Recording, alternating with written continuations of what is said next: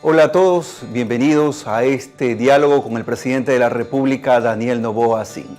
Este espacio es producido por Diario El Universo en colaboración con Radio City.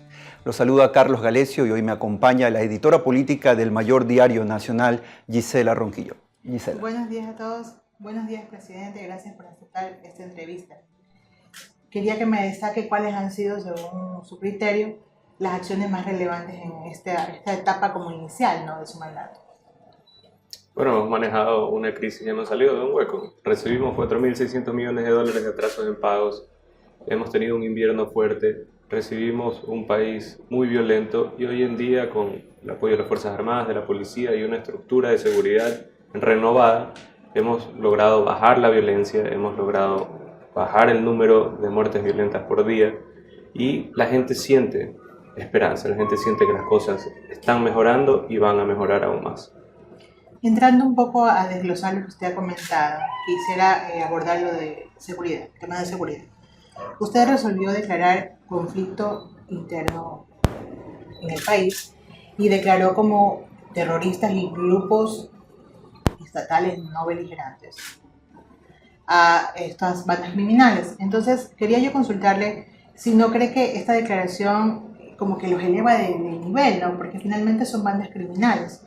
¿Y esto en qué medida, o esta declaración, ha ayudado a mejorar los índices de seguridad? Creo que lo que son grupos narcoterroristas. Después de un análisis profundo con nuestro equipo jurídico, así lo determinamos y han cometido delitos de terrorismo en muchas zonas del país. No es elevarlos, es simplemente calificarlos como lo que son. Ellos quieren ser calificados como GDOs. Ellos no quieren ser calificados como narcoterroristas, ni ser parte de un conflicto armado interno. Ellos quieren mantenerse en esa calificación como GDOs. Ya.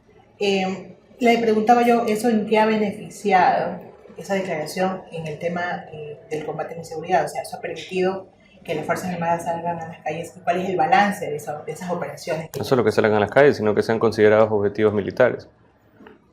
Entonces, de esa manera las Fuerzas Armadas pueden actuar siguiendo pues el derecho humanitario internacional, pueden actuar con firmeza, pueden actuar con fuerza, apoyados por el presidente de la República. Y esto ha estado acompañado de un estado de excepción, ¿no?, que ya en unas cuantas semanas concluye. ¿Está pensado que se renueve este estado de excepción? Hay que extenderlo 30 días más. Todavía no hemos resuelto todos los problemas, pero en este estado de excepción nos ha permitido como gobierno y asimismo las Fuerzas Armadas y la Policía a tener mayor orden, a tener mayor control. Y creo que se necesita este periodo de control, estoy seguro que es lo que debemos hacer, por eso vamos a extender 30 días más. En este tiempo las cifras oficiales hablan de más de 9.000 detenidos, pero también vemos que quizás no son como se pensaría los peces gordos. ¿Por qué? Porque vemos que hay como mandos intermedios o menores. ¿Cuándo veremos quizás a algún capo ya más fuerte detenido? Bueno, acabamos de tener a Willy, que es uno de los 3 líderes de los Tigrones. Eso pasó. Ahora, la guardia personal y los elementos fuertes de la parte armada de los choneros también. Eso fue pues aquí a hora y media de donde estamos, aquí en Guayaquil, los capturamos. Asimismo, hemos logrado neutralizar las actividades de los lobos en las cárceles. Pero ¿qué es lo que da mucha violencia? Son estos mandos medios, son estos objetivos intermedios. Ellos son los que dan la orden directa o cometen el acto directo criminal. Eso, al neutralizar los objetivos intermedios, se le quita posibilidades a las organizaciones narcoterroristas en que puedan ejecutar y en que puedan aterrorizar a la gente. O sea, las cabezas sin estos mandos medios no pueden operar. No, es muy difícil. Presidente Noboa, lo que sí está claro y ha sido público es que algunas, por no decir muchas, de estas capturas de gente ya calificada como terrorista termina en medidas sustitutivas y hasta en liberaciones. ¿Hay alguna manera, el gobierno ha pensado en alguna manera de romper este juego macabro? Sí, debemos de tener mayor control en el Consejo de la Judicatura como país, número uno. Número dos, tenemos una pregunta en la consulta, en el cual limita las acciones de protección a jueces o unidades judiciales especializadas en temas constitucionales. ¿Qué pasa hoy en día? Van a un cantón pequeño, van a una unidad judicial pequeña y consiguen una acción de protección para liberar o para tener medidas sustitutivas o consiguen un habeas corpus. Eso de ahí cambiaría si es que tenemos pues el resultado positivo que creo que vamos a tener en la consulta popular. ¿Y si no? Es la decisión del pueblo. Hablando de esos peces gordos que mencionaba Gisela Ronquillo hace un instante, ¿se conoce ya exactamente detalles del paradero de alias Fito, presidente? No. En el país, de lo que hemos podido analizar, lo más probable es que no esté. Pero, ¿qué ha pasado? Que no había pasado hace mucho tiempo. Hemos logrado cambiar la dinámica. Antes ellos aterrorizaban al gobierno, a la Policía Nacional, al Ejército. Ahora es al revés. Ahora tienen temor de enfrentar directamente. En muchos casos están hasta escondidos ciertos mandos intermedios, inclusive peces gordos, como dice Gisela, en fincas, en lugares. Antes pues se paseaban por un mall o se iban a comer a restaurantes bonitos. Ahora pues están escondidos, refundidos, rezando de que el ejército no vaya a sacarlos de ahí. Los militares en las cárceles han dado cierta percepción de seguridad a la ciudadanía. ¿Se ha pensado de manera efectiva, más allá de respuestas que el pueblo pueda dar, en la forma en que permanezcan en los centros penitenciarios, de alguna manera como se militarizó en su momento aduanas y puertos? Sí, yo creo que esa sería la idea principal. Creo que sería algo fundamental también, no solo para la opinión pública y para la tranquilidad pública, sino para los mismos presos. Hoy en día no tienen que andar pagando peajes o para comer pues sus 3 comidas, no tienen que andar siendo sometidos por líderes de grupos narcoterroristas para poder tener paz adentro de la misma cárcel. Se ha democratizado el funcionamiento interno de las cárceles. A esta hora usted, presidente, puede confirmar que el Estado tiene control en todos los centros penitenciarios del país. Sí, no estamos en una situación ideal, pero los militares han logrado tener el control de las cárceles. ¿Esa militarización cómo sería, presidente? Más allá de que se apruebe, digamos, la enmienda del artículo 158 que les permite colaborar con la policía sin estado de excepción. ¿Hay un plan como mayor de militarización como tal? No. Los militares son una fuerza complementaria al manejo de las cárceles, complementaria, y van a seguir trabajando con el SNAI, con la Policía Nacional, con el Ministerio Interior para tener el control que se necesita. Es gente altamente entrenada, gente que tiene estructura, gente que sabe cómo manejar situaciones adversas y situaciones de conflicto. El SNAI, el cual lo recibimos podrido, también tiene que cambiar en sus procedimientos, en su seguridad interna, en la protección de los mismos trabajadores del SNAI dentro de las cárceles, y pues eso, al tener mecanismos, al tener tecnología y encima tener el apoyo de las Fuerzas Armadas, vamos a tener paz en las cárceles. Antes de cambiar a un eje temático muy importante también en esta entrevista, presidente, ¿cómo avanza el proyecto de las megacárceles, que fue algo que llamó mucho la atención a la ciudadanía? En la proforma presupuestaria ya hay 125 millones de dólares previstos para eso. Pero no eran megas. Las cárceles, el término megacárceles lo usaba Nayib Bukele. Nosotros teníamos 2 cárceles en el cual en conjunto, entre las dos, se puede albergar a 4.000 PPLs, que no es una megacárcel, es una cárcel estratégicamente ubicada para separar. La segmentación de cárceles fue algo que yo siempre lo dije, que es tener muy separado a la gente que necesita máxima seguridad, mediana seguridad y contravenciones. De esa manera vamos a poder tener un sistema carcelario más ordenado, porque una cárcel no es mejor si es que se la hace más grande, una cárcel es mejor si es que está debidamente segmentada y protegida. ¿Y estas cárceles, cuándo empiezan a construirse? ¿Ya tiene los terrenos, Sí, las los ubicaciones terrenos, exactas? los terrenos ya están, uno en Santa Elena, el otro es en Pastaza. Esas son las dos primeras con las que se va a empezar. Está en el proceso, pues tiene que haber, ya está el estudio, ya está el diseño, salen los permisos ambientales, el segundo que sale, que se finaliza porque es un procedimiento, ahí empezamos a construir. Más o menos tiene usted un plazo. Deberíamos de tener las cárceles listas antes de las elecciones del próximo año. Ya, en esta guerra a la delincuencia, uno de los motivos por los que usted presentó su ley para combatir la inseguridad y la crisis económica y social, y donde planteó el incremento del IVA, era conseguir recursos, ¿no? Y finalmente usted, presidente, en el forcejeo con las fuerzas políticas ahí en la asamblea, logró que le dieran eso y más.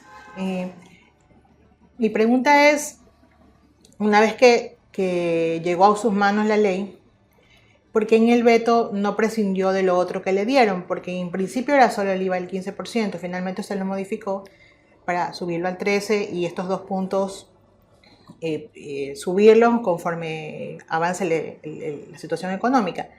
Pero lo demás fue una yapa, digamos.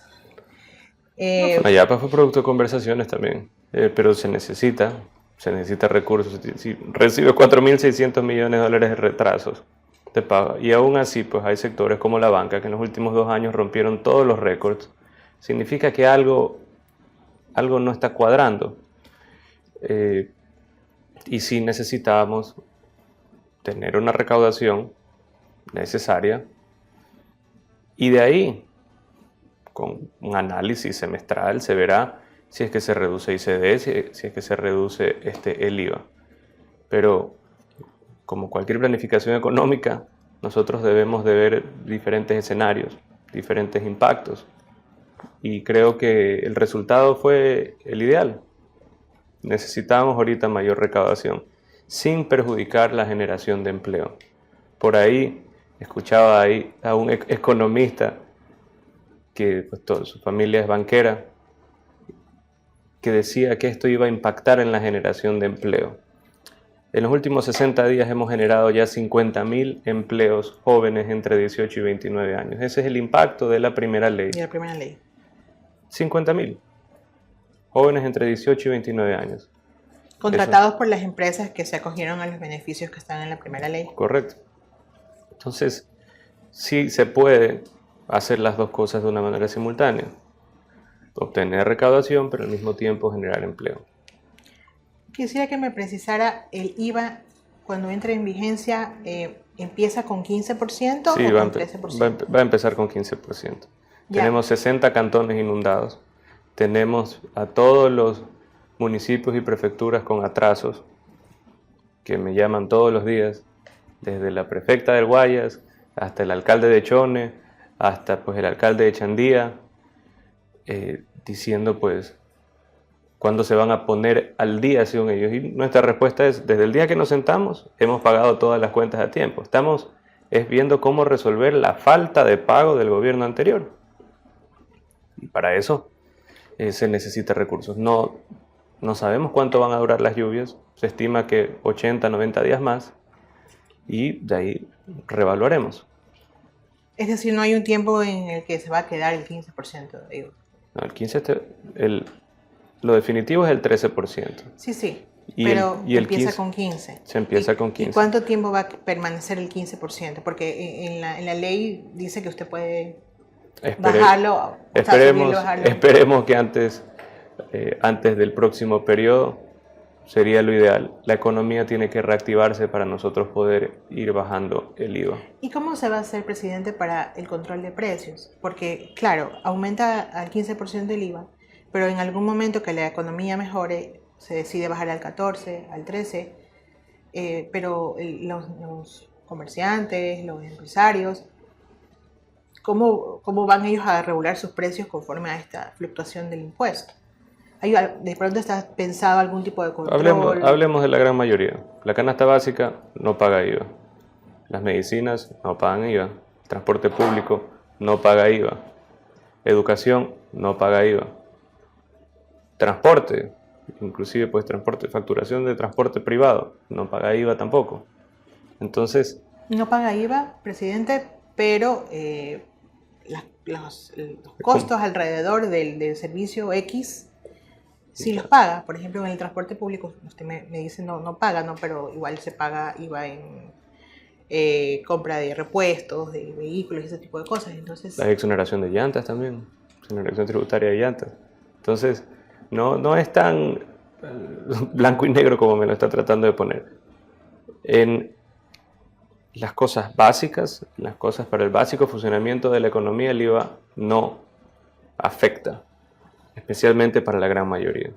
De ahí, no existe ninguna otra medida recaudatoria en el cual se pueda generar recursos para el pago de todos estos atrasos lo antes posible. Y no solo eso, ha incrementado también, que eso es importantísimo y es la razón esencial, se han incrementado los gastos de las Fuerzas Armadas, de la policía, se han incrementado los gastos de seguridad, del CIES.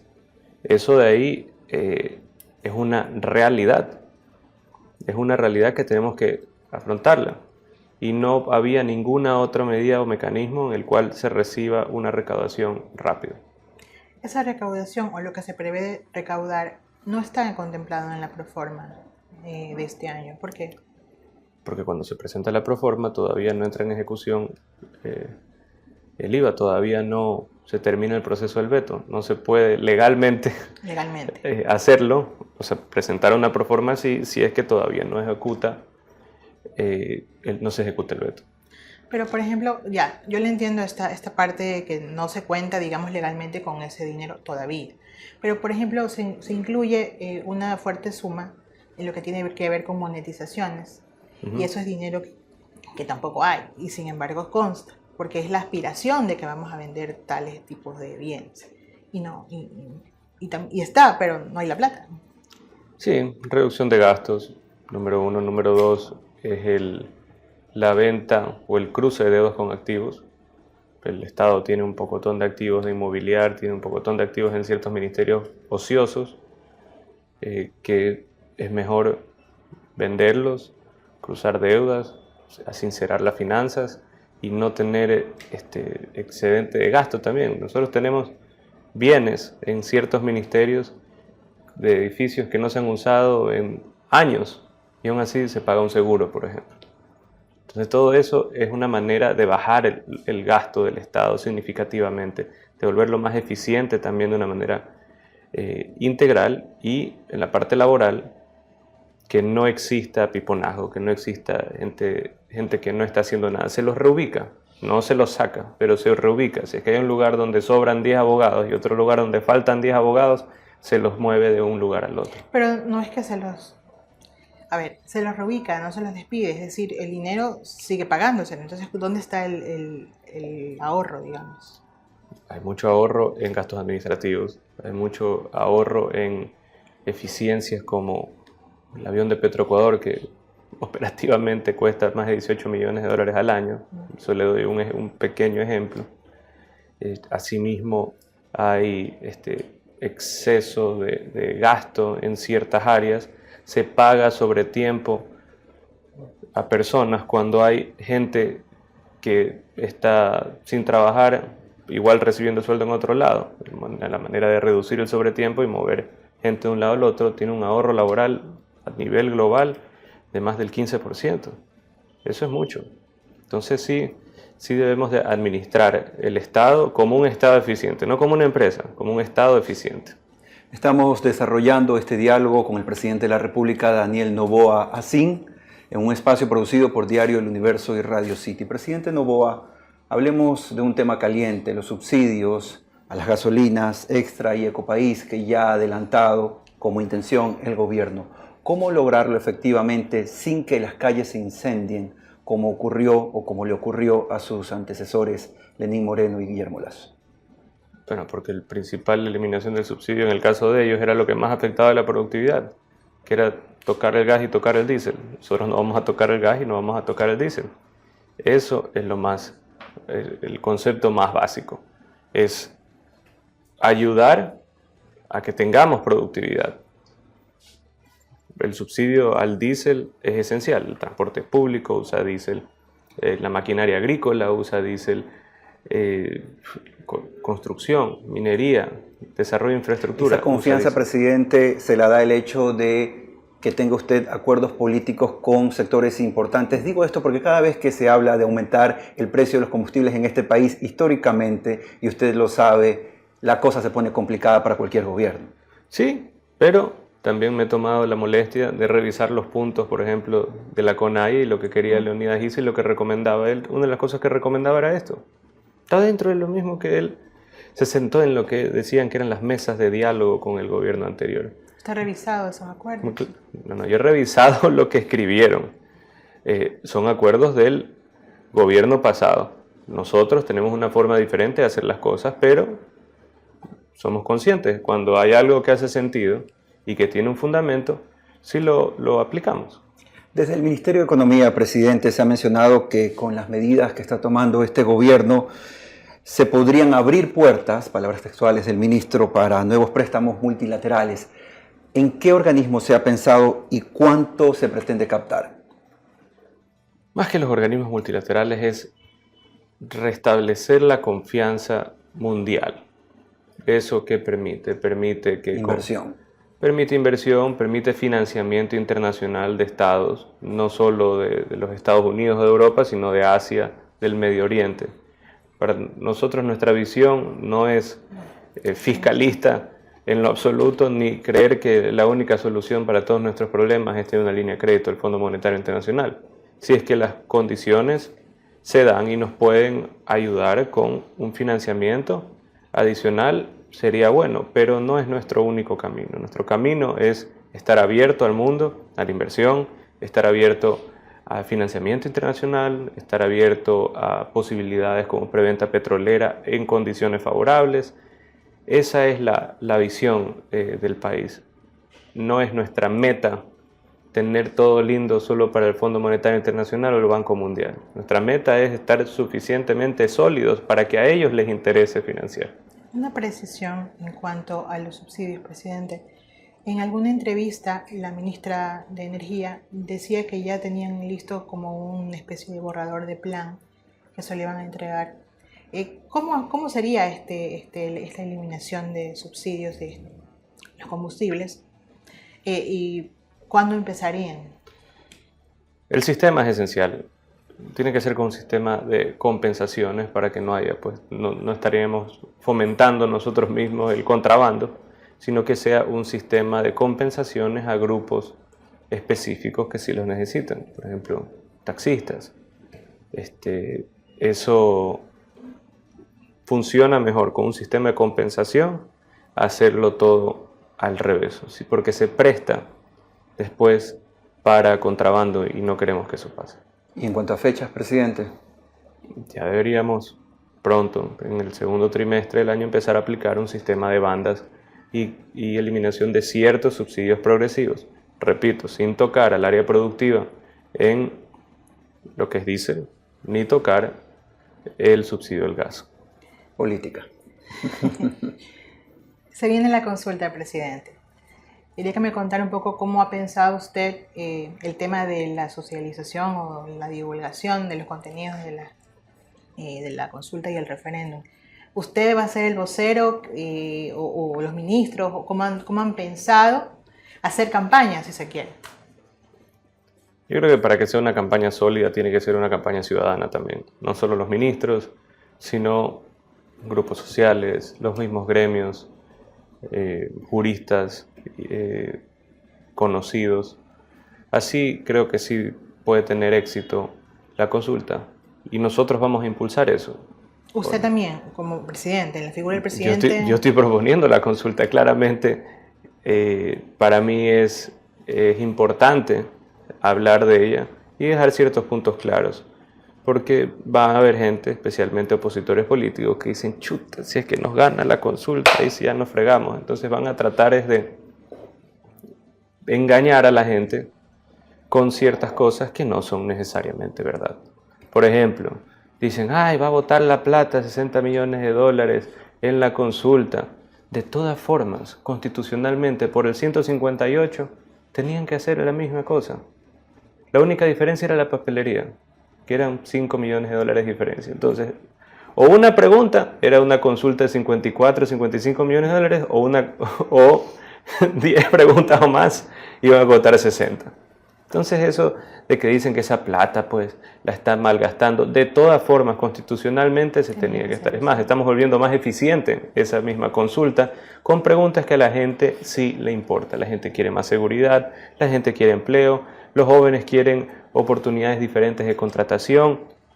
El mismo pueblo pues no quiere que de repente un juez de tránsito de Yaguachi le saque una acción de protección o una medida constitucional a algún delincuente. Eso tiene que cambiar y todo eso está dentro del cuestionario. Hay una pregunta que tiene mucha relación con un debate muy caliente que se está dando en estos días en la Asamblea, que es la reforma al Código Penal. Quisiera primero una visión suya sobre este proyecto, ¿ya? Y hablar de estos temas que están propuestos, ¿no? Que es el endurecimiento de penas y me parece que también los beneficios penitenciarios. Entonces, cuénteme, ¿qué opina usted de este proyecto?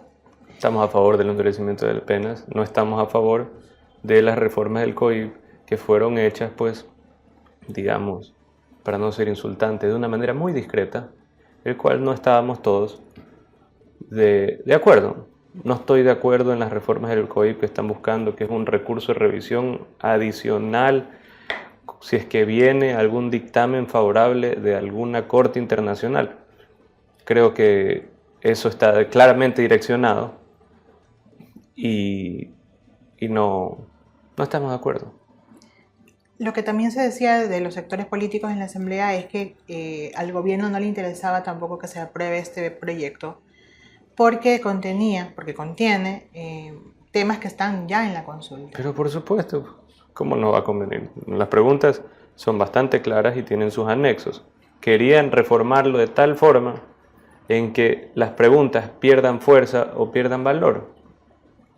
Jamás vamos a estar a favor de eso. Eso fue lo querían hacer de una manera media callada, no pública, y nosotros nos opusimos totalmente. Ahora, ¿cómo va el acuerdo? ¿Cómo está el acuerdo con estas fuerzas políticas con las que se inició, ¿no? Los socialcristianos y el correísmo? Porque han tenido desencuentros en este tiempo, no solo en cuanto a este tema del COIP, sino en el IVA. También hubo un momento complejo cuando se trataba la ley de extinción de dominio. ¿El acuerdo sigue firme? ¿Está en pie? Le voy a contar basándome en números. 2 de cada 3 veces gente buena vota con nosotros. Construye, vota con nosotros la mitad de las veces. Partido Social Cristiano, 60-70% de las veces. RC, lo mismo. En verdad, ¿cuál acuerdo? El acuerdo que estamos votando con todos los grupos políticos dependiendo de sobre qué se está votando.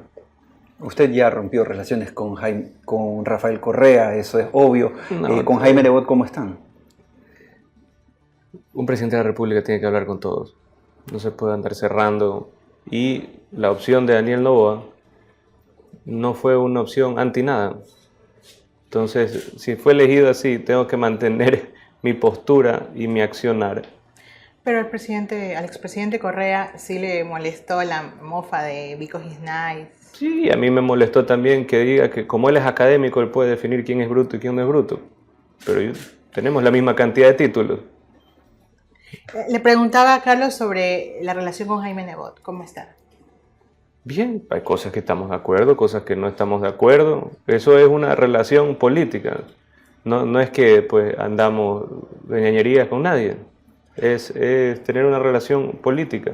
Finalmente, presidente, considerando los primeros anuncios de candidaturas presidenciales o precandidaturas, el Ecuador puede conocer ya oficialmente si usted va a correr por la reelección o no? Creo que el trabajo todavía no se ha terminado y creo que se necesita más tiempo. Para eso se necesita la reelección.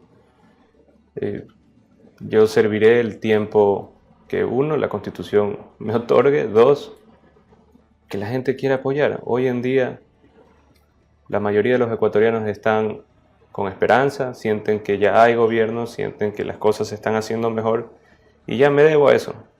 Ya uno cuando está en esta posición, ya no es solo uno, ya es el sentir de una nación y la gran mayoría de las personas. Son los sueños de muchas personas, son las esperanzas de algunos, es el hecho de que un joven sienta que va a poder tener una oportunidad de salir adelante, de que una madre de familia siente que va a tener mayor paz y que sus hijos van a poder ir a un parque. Si es que eso está correlacionado a que yo sea un candidato de nuevo, no puedo decir que no. ¿Y lo haría con ya un partido propio? ¿Cómo Sí, va la un movimiento nacional. Movimiento nacional. Debería de estar ya finalizado principios de abril. Gracias, presidente, por este espacio. Gracias, presidente. Ha sido el presidente de la República, Daniel Noboa Asín, en este diálogo con Diario El Universo en colaboración con Radio City. Gracias a todos.